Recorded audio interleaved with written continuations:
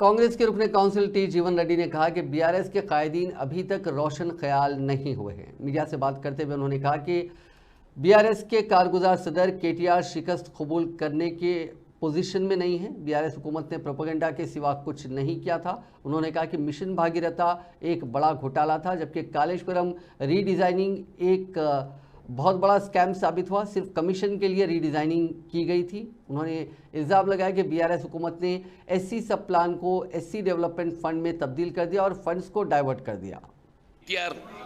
जो है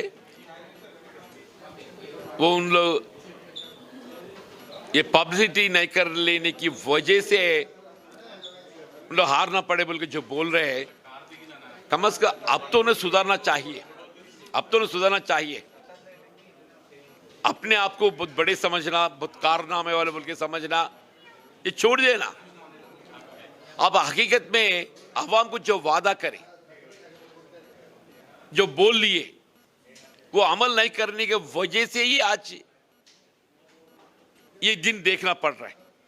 अब तो सुधारो, अब तो सुधारो, हकीकत के रास्ते से चलो, नहीं तो अपोजिशन भी नहीं बचने का है तुमको, नहीं तो अपोजिशन भी तुमको नहीं बचने का है।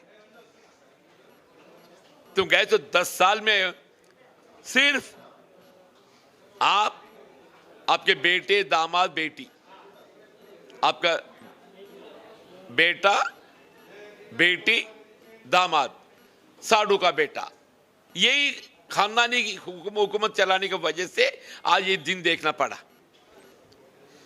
अब तो जमहूरियत कायम रखने के वास्ते सबको मिला लेके सबको राय